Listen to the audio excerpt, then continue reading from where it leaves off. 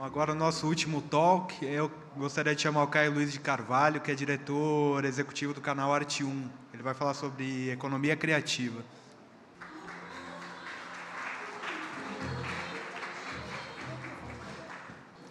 Bom, boa noite a todas e a todos. Fico muito feliz de estar aqui mais uma vez com o Otávio, com a equipe do Radar, com a Roberta, e para um grupo de amigos, né? Eu acho que vocês estão cansados, mas eu acho fantástico aqueles que ficam, porque mostram o interesse, né? Agostinho, tantos amigos.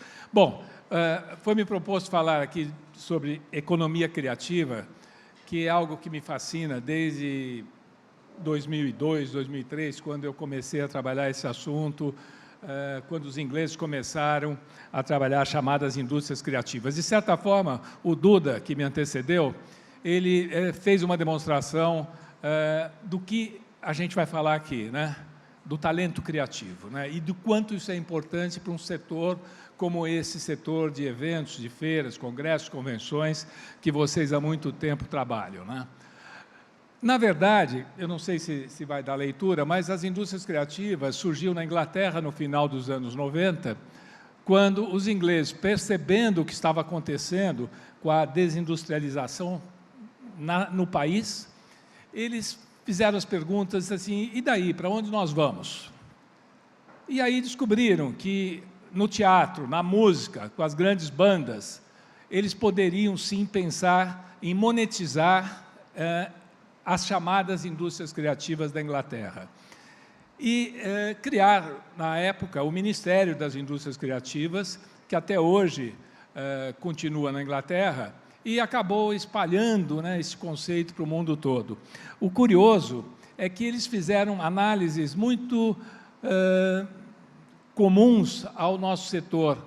Quanto rende para Londres as apresentações do Fantasma da Ópera? Quanto que, que se interna de dinheiro? Os Rolling Stones, quando vão para fora, quanto dinheiro trazem de volta para a Inglaterra? E isso foi se desenvolvendo. Pois bem, eu não gosto muito dessas terminologias, né? Elas acabam perdurando. A palavra, a frase economia criativa, eu acho que já está até um pouco desgastada, porque ela é óbvia. É óbvia como é óbvia a palavra inovação, como é a palavra criatividade, porque, a meu ver, são palavras que, no mundo de hoje, competitivo, são palavras que eu considero commodities, ou seja, é obrigação, né? Assim como os serviços, hoje, de boa qualidade, são obrigação no setor, por exemplo, no setor em que vocês atuam. Economia criativa é o resultado de indivíduos exercitando as imaginações e explorando o valor econômico delas. É toda a economia movida a partir do conhecimento físico e das ideias, né? Agora, qual é a questão? Muita gente não entende o valor da economia criativa, não existem regras dos economias ortodoxos para mensurar isso.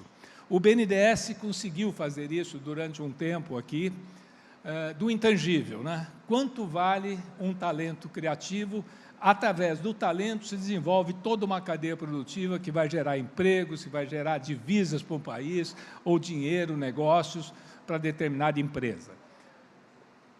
E, por conta do abraço a um termo que é extremamente simpático e bonito, que é a economia criativa, o que aconteceu foi que nós acabamos aqui no Brasil rumando para um academicismo que, de certa forma, embaralhou um pouco a cabeça daqueles que tentam entender o que é economia criativa.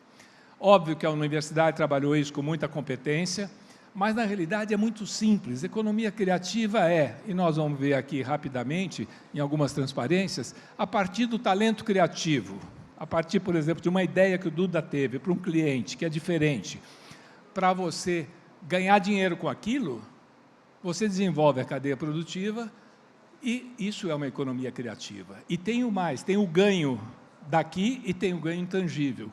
Quando nós falamos do intangível, o intangível os ingleses conseguiram mensurar isso. Na Olimpíada de Londres, a conta não fechou. A nossa, então, não fechou nunca. Mas na Inglaterra, ela não fechou. Mas, a hora que os ingleses trabalharam uma palavra mágica que se chamava avaliação contingencial, o que aconteceu? Eles conseguiram mensurar o intangível quanto que a Olimpíada trouxe de valor intangível para o país. O feel good, sentir-se bem dos ingleses. E aí a conta fechou, porque eles conseguiram indicadores precisos para mensurar isso. Então, isso é algo muito interessante e talvez até um pouco chato para um final de painéis assim tão gostosos como vocês tiveram.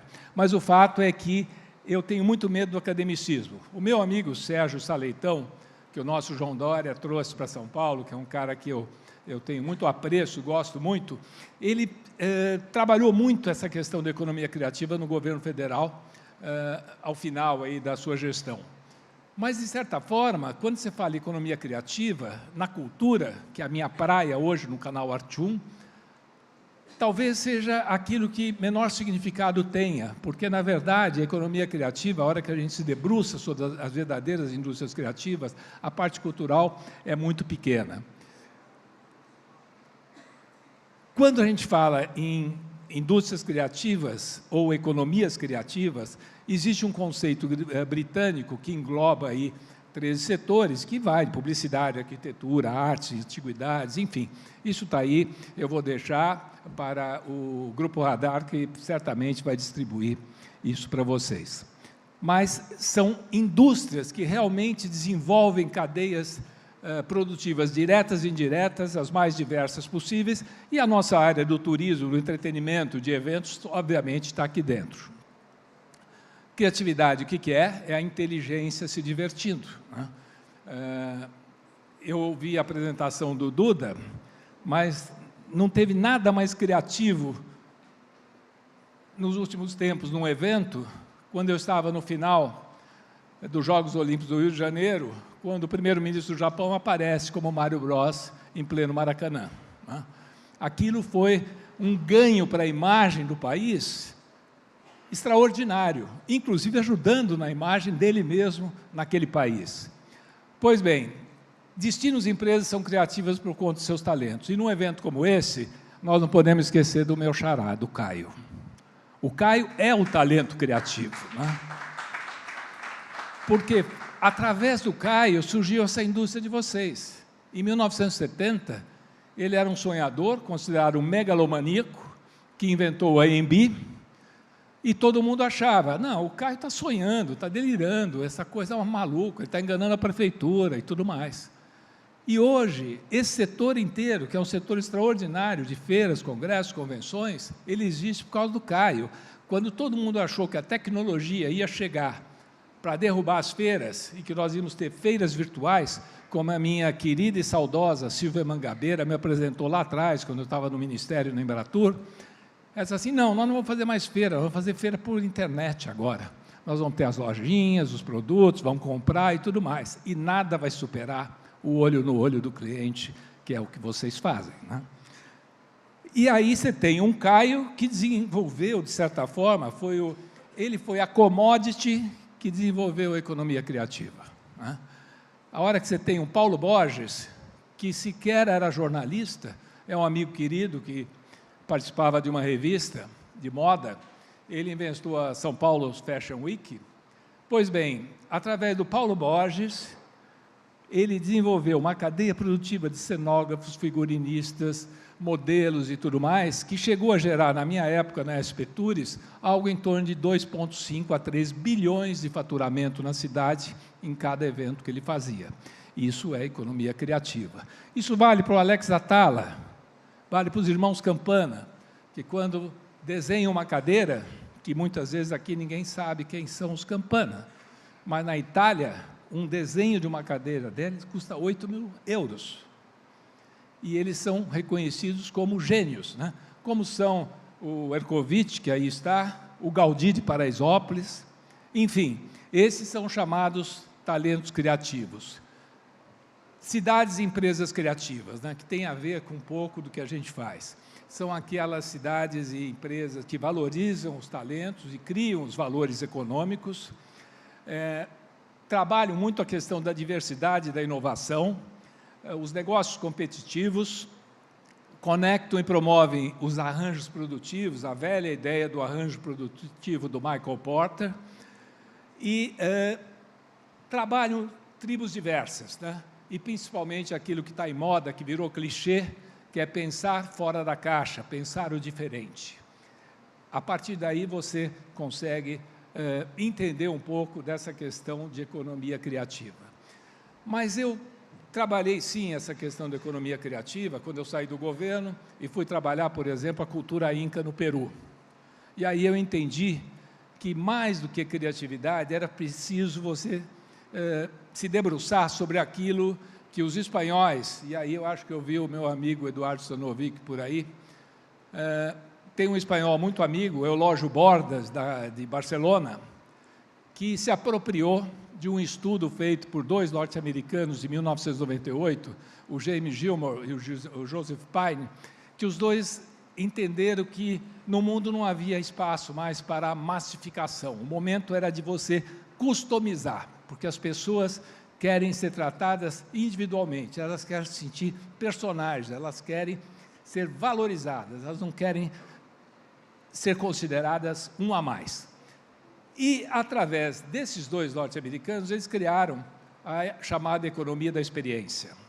O Eulógio Bordas pegou isso e transformou isso em sociedade emocional, ou Dream Society, onde o valor econômico para uma empresa, para um destino, passam a ser as experiências memoráveis que você pode propiciar ou proporcionar a esse cliente. Mais do que isso, transformações para melhor. E mais do que isso, experiências que sejam autênticas da cultura local. Essa união da economia da experiência com a economia criativa, a meu ver, é aquilo que, de certa forma, inconsciente, muitas pessoas estão fazendo hoje, e essas teorias começaram em 98, a economia da experiência, e a economia criativa no final dos anos 90. As pessoas querem mais do que bons serviços e produtos, elas querem experiências, sensações e transformações. Como desenvolver, não vou falar isso para uma plateia consciente, preparada, como aquela que aqui está hoje, mas eu acho fundamental, se a commodity da economia criativa, de certa forma, é o talento criativo, o segredo das empresas é garimpar talentos criativos. E mais do que garimpar talentos criativos, é manter esses talentos criativos. Porque a hora que você garimpa, traz para você, alguém vem e quer roubar. Então, esse garimpo de talentos criativos é algo fundamental. No Arte 1, eu sou, por exemplo, vítima disso, né? É um canal que me orgulha muito, depois de muita coisa que eu fiz na área, mas não tenha dúvida, lá tem os jovens de 25, 26 anos que são gênios. Esses jovens, a hora que eles começam a produzir, começam a fazer coisas incríveis, depois de 6 meses são convidados para ir para outro lugar, né? Então, manter o talento criativo é importante. Fazer experimentos de processos criativos, a mesma coisa. A questão de estar atento às tecnologias e novidades. A minha rádio lá, Band News FM, agora que eu trabalho no Grupo Bandeirantes, eu estava comentando com o Otávio, que é parceira dele aqui hoje, ela diz o seguinte, que em 20 minutos tudo pode mudar, né? E hoje, essa questão de tecnologia, não, eu estou preocupado com o 4K. Bobagem, é melhor se preocupar com o 8, porque o 4 você já perdeu, né? E nem nós sabemos se vai dar certo o 4.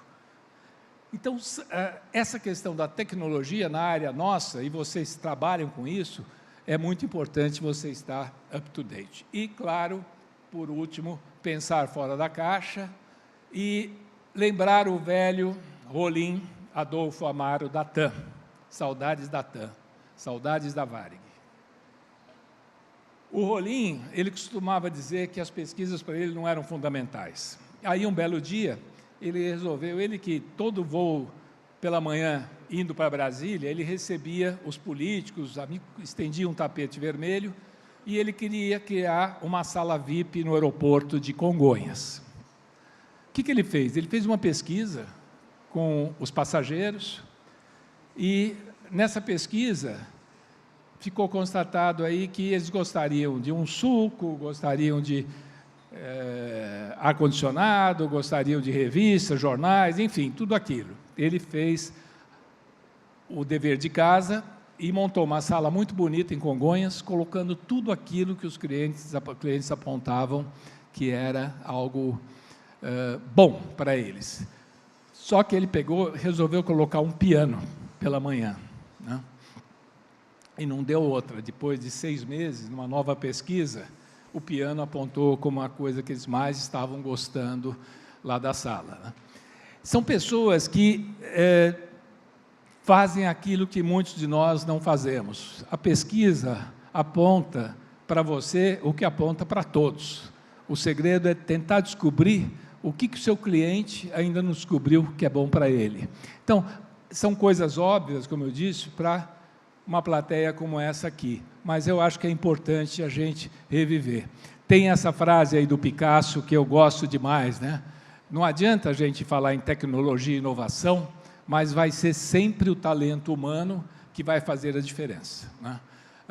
Eu até achei muito ousado por parte do Otávio me convidar para falar de economia criativa dentro de um cenário como esse e dentro de uma praia que é mais ou menos minha, porque a minha mais é justamente, eu vejo o Regis aqui, que eu não via há muito tempo, são pessoas que eu tive o prazer de conviver durante 30 anos da minha vida e tenho um orgulho muito grande disso, né? Agostinho, enfim, podia citar aí Romori, mas o fato é que você me deu um presente hoje, tá? Me deu um presente, está aqui, e falei um pouco dessa questão da criatividade, que não é nada novo, inovação não é nada novo, é obrigação. É obrigação, assim como serviços diferenciados, é obrigação para um setor como o nosso, tá? Obrigado. Quanto tempo?